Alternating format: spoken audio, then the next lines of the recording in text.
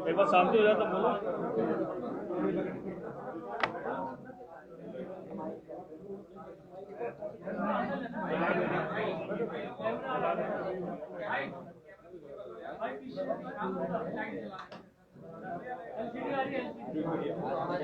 आजा भाई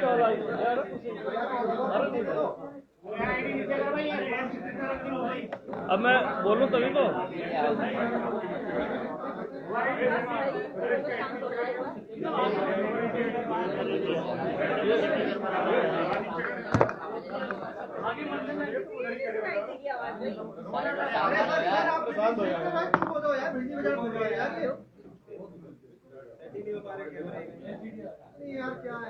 कोई एक आदमी पूछ ले तो मैं शुरू करता हूँ। सर, इसमें आज जो गिरफ्तारी हुई है यहाँ पे बहुत महत्वपूर्ण गिरफ्तारी है, क्या इसमें निकला सर पूरा कंप्लीट निकला क्या? मैं आपको सभी को विस्तार से थोड़ा बताना चाहूँगा कि 22 जुलाई को परीक्षा लीक मैटर में अनियमितताओं को मिलते माननीय मुख्यमंत्री उत्तराखंड महोदय द्वारा जो इसमें तत्काल मुकदमा दर्ज करने के आदेश दिए गए थे, उसके बाद ही इसमें हमारी एसटीएफ की टीम को विवेचना ट्रांसफ़र हुई थी और इसके बाद सभी हमारी टीमें इसमें कार्यरत हो गई थी और 48 घंटे के अंदर इसमें 6 अभियुक्तों की प्राथमिक रूप से शुरुआत में गिरफ्तारी की गई थी और उसी के बाद से हमारी विवेचना इसमें एक से एक कड़ियों को हम जोड़ते चले और आगे तक इसमें अब तक कुल 26 गिरफ्तारी हो चुकी है।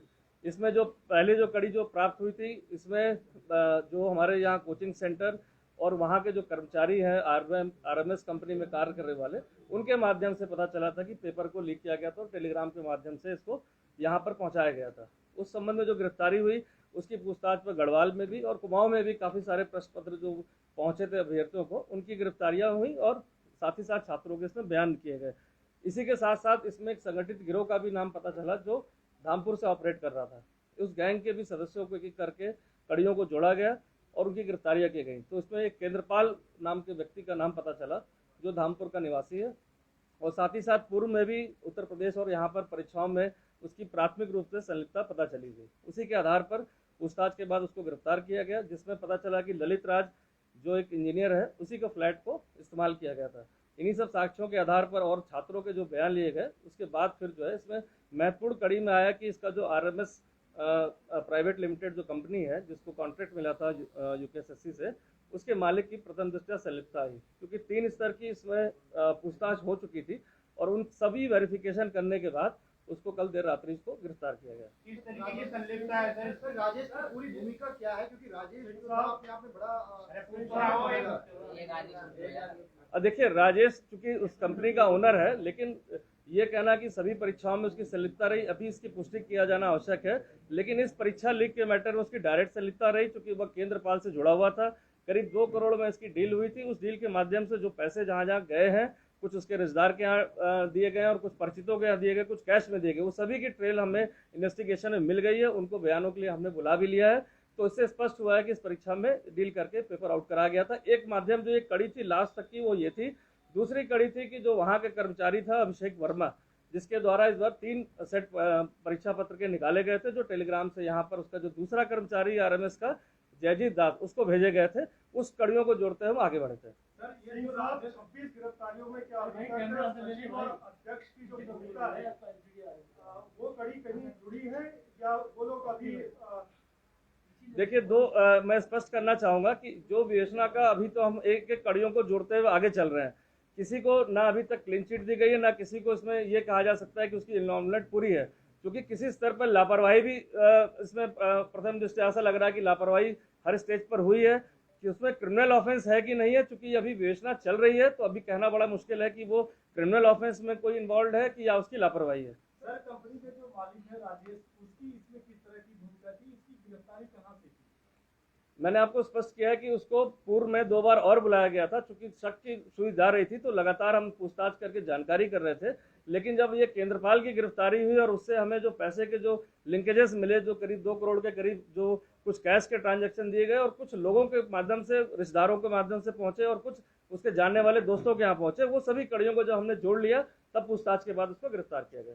राजेश जो है अपने आप में प्रिंटिंग प्रेस का मालिक है, तो क्या इससे और भी पेपर जो पहले भी पेपर अक्षर दर्ज हो, फॉरेस्ट हो, क्या उनसे भी उसका कड़ी जुड़ती है? देखिए, संभावनाएं सभी तरह की हो सकती हैं, लेकिन जो परीक्षा का जो वहाँ पर अगर प्रिंटिंग, हर पेपर प्रिंटिंग प्रेस में वहाँ पर प्रिंट नहीं होता है। जैसे मैं सचिवालय रक्षक की बात करूँ, उसकी प्रिंटिंग वहाँ पर नहीं हुई, वह यहीं पर उसकी प्रिंटिंग हुई थी आयोग के कार्यालय में। तो जो परीक्षार्थी जब ज़्यादा होते हैं तभी वो आउटसोर्स करके बाहर प्रिंट किया जाता है। इस वाले केस में जो सचिवालय रक्षक का जो मामला है, जिसमें प्रदीप पाल को गिरफ्तार किया गया, जो वहाँ पर आरएमएस कंपनी का कर्मचारी था, लंबे समय से आयोग के कार्यों को देख रहा था, उसके माध्यम से हमें वो पूरे साक्ष्य भी मिल गया कि किस प्रकार से वहाँ पर लैपटॉप से जो है पेन ड्राइव के माध्यम से निकाला गया, चूंकि इलेक्ट्रॉनिक एविडेंस था। उससे भी पूछताछ में हमें जो चेन है जयजीत वाली, उसका भी पता चला है। और प्रथम दृष्टया इसमें मालिक की संलिप्तता भी आ रही, चूंकि विवेचना दूसरे विवेचक के पास है, तो वो भी आज शाम तक वो विवेचनाओं में उस चीजों के साक्ष्य आने के बाद हो सकता है कि उसमें भी माननीय न्यायालय में रिमांड लिया जाए। अच्छा जी, जो ये कंपनी है उसके ये कहा जा रहा है कि विधानसभा में जो भर्ती हुई उसकी भी इसी ने परीक्षा कंडक्ट कराई थी, क्या इस तरीके के कुछ? देखिए, अभी तक इस तरह के कोई साक्ष्य हमारी विवेचना में नहीं आया कि इसके द्वारा कोई विधानसभा में कराया गया हो, क्योंकि इनके जो डायरेक्टर्स और भी जो काम करने वाले लोग हैं उनको तलब किया गया, उनसे समस्त दस्तावेज लिए जा रहे हैं। उस दस्तावेजों के परीक्षण के बाद ही इसमें कुछ कहा जाना उचित होगा। सर, और एग्जाम कितनी संभव हो सकती है अभी तो, क्योंकि आप बता रहे हैं कि अंतिम कड़ी तक भी पहुंचना बाकी है। देखिए, इसमें जो शुरुआती कड़ी मैंने कहा 2 लाइन चल रही थी, एक कर्मचारी के माध्यम से जो इस साल हुआ अभी बीपीडीओ का पेपर लीक, साथ ही साथ जो परीक्षा ये जो सचिवालय वाला हुआ उसकी भी कड़ी हमने जोड़ दी इन्हीं से, और एक जो ओनरशिप से लेकर और जो धामपुर से सेंटर जुड़ा हुआ था, जिसमें हमारे यहाँ के 10-12 गिरफ्तारियां इस चेन से हुई हैं, तो वो कड़ियों को जोड़ दिया गया। चूंकि मालिक के बाद और कंपनी के बाद उसके ऊपर कोई नहीं होता है, तो नेचुरल सी बात है, सोर्स तो यही था। लेकिन अभी भी हमारी पूरी संभावना है, जैसे हमारे प्राथमिक साक्ष्य आ रहे हैं कि इसमें अभी भी महत्वपूर्ण 2-3 लोग ऐसे रह गए हैं जो इन परीक्षाओं में कहीं ना कहीं सेंध लगाकर ऐसी हरकतों को अंजाम दे रहे थे। सर, आयोग से भी पूछताछ के लिए आपने बुलाया था, वहाँ किस तरह की कार्रवाई चल रही है? देखिए, वो पैरेलल पूछताछ की कार्रवाई चल रही है, क्योंकि मैंने कहा कि बहुत सारे दस्तावेजी चल रहे हैं, कलेक्शन साक्ष्यों का चल रहा है, और वर्तमान में अभी नई नियुक्तियां हुई हैं, तो नई नियुक्तियों के आने के बाद, ज्वाइनिंग करने के बाद उनसे भी समस्त प्रक्रिया को और विस्तार से समझा जाएगा, और पूर्व के जो अधिकारी कर्मचारी थे उनको भी एक बार पूछताछ करके सारी चीजों को विवेचना में लाया जाएगा। यूपीसीएल की जो ईडी का कल रिपोर्ट देने की बात है, वो पंतनगर से सीधे इन्वॉल्व है, कुछ उसमें भी है? देखिए, इसमें जब हम कोई इन्वेस्टिगेशन करते हैं तो हमें कहीं, चूंकि ये हमारी इन्वेस्टिगेशन का पार्ट नहीं है, लेकिन कभी कभी चूंकि एसटीएफ एक इन्फोर्समेंट यूनिट है और एक परीक्षा से रिलेटेड मामले की जांच कर रही है, तो कभी कभी हमें किसी जानकारी के लिए कभी कभी हम संपर्क करते हैं उन विभागों में कुछ जानकारी के लिए, तो वो एक नॉर्मल संपर्क किया गया था कार्यालय में कुछ जानकारी के लिए। सर, आप कह रहे हैं कि आयोग में पेपर जो प्रिंट हुआ था, क्या उसकी वहाँ वीडियोग्राफी नहीं हुई थी? ये जो यहाँ पर आयोग के अंदर समस्त जगह सीसीटीवी कैमरे लगे हुए हैं, इसी कारण से हमें जो पेन ड्राइव से जो ये सॉफ्ट कॉपी में निकाला गया था प्रदीप पाल द्वारा जो सचिवालय रक्षक का पेपर, तभी हमें साक्ष्य इसमें पुष्ट हो पाए थे। आयोग की भूमिका हो सकती है इसमें? देखिए, मैंने कहा कि इस स्टेज पर ये कहना मुश्किल है कि किसकी आयोग में भूमिका है कि नहीं है, या नेग्लिजेंस है। और ये मैं स्पष्ट करना चाहूँगा कि आने वाले 10 से 15 दिन के अंदर इस समस्त मैटर में अगर कोई कहीं से भी इन्वॉल्व है तो वो जरूर सामने आएगा। ये चीज सामने निकल के आई है कि सीसीटीवी फुटेज में के वो पेन ड्राइव से ले रहे हैं, सारी चीजें। देखिए, विवेचनात्मक पार्ट है, लेकिन इतना जरूर कहूंगा कि कैमरे लगे हुए थे और उससे हमें काफी महत्वपूर्ण साक्ष्य मिल चुके हैं। आयोग की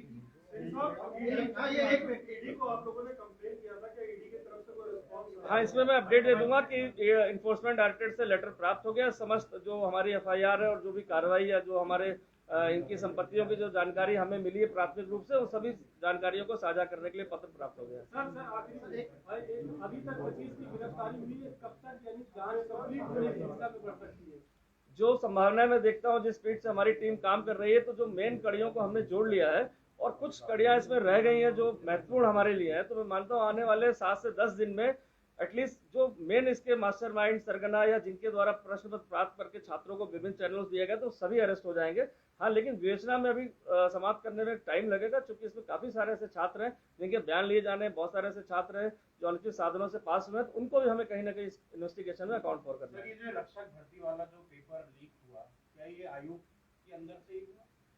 ये आयोग के अंदर से ही पेपर, मैंने जैसा बताया कि प्रदीप पाल एक एम्प्लॉय था जो आरएमएस कंपनी का बहुत सालों से यहाँ काम कर रहा था, और मौका पाकर उसने अपने जो है वहां से पेपर को सॉफ्ट कॉपी में उसको लीक कराया। नहीं, ये तो आयोग में बता रहे हैं ना, आयोग में कर्मचारी आउटसोर्स कंपनी का तो आयोग में आना था। हाँ, वो आयोग के अंदर से ही वहां से आउटसोर्स कंपनी द्वारा निकाला गया चोरी से। तो अजय जी, इसमें तो ऐसराज जो है, जो बडोनी जी हैं, उनसे जांच क्यों नहीं हो रही है? अगर अंदर से ही निकला है तो फिर वो जांच उन पे कुछ। देखिए, दो चीज स्पष्ट करूंगा, यहाँ किसी मतलब मैं व्यक्ति विशेष की इन्वेस्टिगेशन नहीं हो रही। एक सिस्टम में क्या फ्लॉज थे, उस क्या सिस्टम के कारण किसी की मिलीभगत थी, और साथ ही साथ पेपर लीक करने में कौन लोग मास्टरमाइंड थे और किसके द्वारा इसको आगे किया गया। क्योंकि अभी विवेचना में मात्र देखा जाए तो 35 दिन हुए हैं, तो उस 35-40 दिनों के अंदर सभी व्यक्तियों को एक साथ साक्ष्य लाना थोड़ा सा मुश्किल होता है। लेकिन चूंकि विवेचना चल रही है, तो इसलिए ये कहना कि इनसे किसी से कोई सवाल किया गया कि नहीं किया गया, क्योंकि काफी दौर की बातचीत हमारी पूर्व में हो चुकी है इसमें। सर, ये अभ्यर्थियों की क्या लिस्ट कभी सार्वजनिक हो पाएगी? देखिए, जो भी इसमें अभ्यर्थी इसमें पाए गए हैं संलिप्त, जो अभी तक हमारे रिकॉर्ड में आ चुके हैं, बयानों में आ चुके हैं, साक्ष्यों में आ चुके हैं, और कुछ लोग हमने चिन्हित कर रखे हैं जिनको अभी साक्ष्यों पर हमें लाना है, वो समस्त रिपोर्ट छात्रों की जो भी विधि सम्मत कार्रवाई के बाद जब चार्जशीट दी जाएगी तो आयोग से भी वो भेजी जाएगी, जिससे वो अग्रिम उसमें कार्रवाई कर पाए।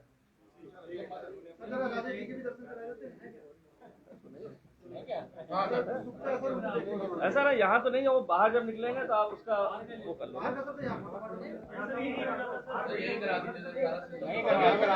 सारे कैमरे लगे इतने लोग को देख कर देखेंगे।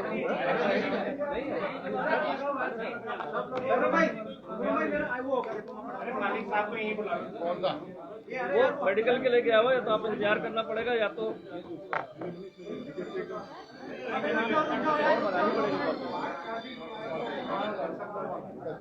उसको बोल रहे हैं लेता आएगा कॉपी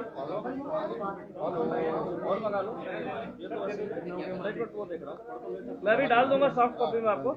मैं चेक तो कर लूँ पहले क्या नहीं।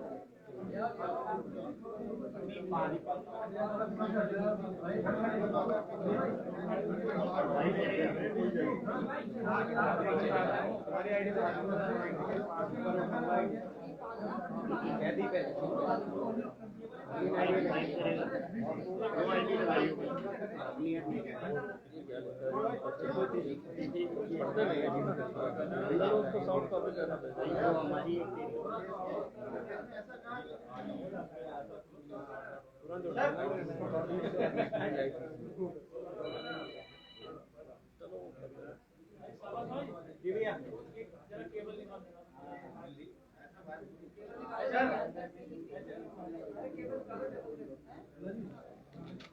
सर, इसमें एक छोटी सी क्लियर सवाल है। हाँ, मैं ये कह रहा हूँ, ये जो राजेश है, हाँ, क्या इसने ही कहा कि पैसे तो गए, हाँ। उसके बाद जो है तो इसने कहा इसे निकालो, इसी के कहने। ये सचिवालय वाले ही पूछ रहे हैं आप? नहीं वो वाला, ये वाला राजेश जो पकड़ा 2 करोड़ रुपए दे दिए। हाँ। क्या उसने कहा कि 2 करोड़ दे दिए, अब लिख कर तो पेपर उसने कहा करें। उसका संपर्क राजेश चौहान का संपर्क उसके रिलेटिव रहते हैं वहाँ पर धामपुर में, उसके माध्यम से उनका पूर्व से परिचय था। और चूंकि काफी समय से बात पेपर की चल रही थी, अन्य माध्यमों से चल रहा था, तो उसमें जब संपर्क होने के बाद, वो बातचीत होने के बाद रिश्तेदार के माध्यम से, और एक उनके मित्र है जिनका नाम मैं भी डिस्क्लोज नहीं कर रहा हूँ, उनके माध्यम से जब ये चीजें तय हो गई, तभी ये पेपर इसके पास पहुंचा था।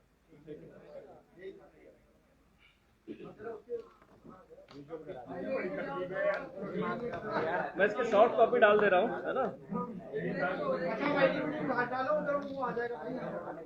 ये चेक कर देना पास। बाकी मैं सॉफ्ट कॉपी भी डाल दूंगा ना। क्या पूछ रहा? कौन है? कौन है? किसको लाता? तो क्या कर रहा है? वो कहा जाए मेडिकल चलेगा?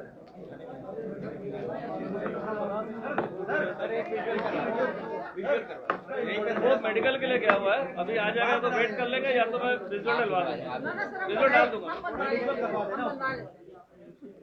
आएगा कब जाएगा? के लिए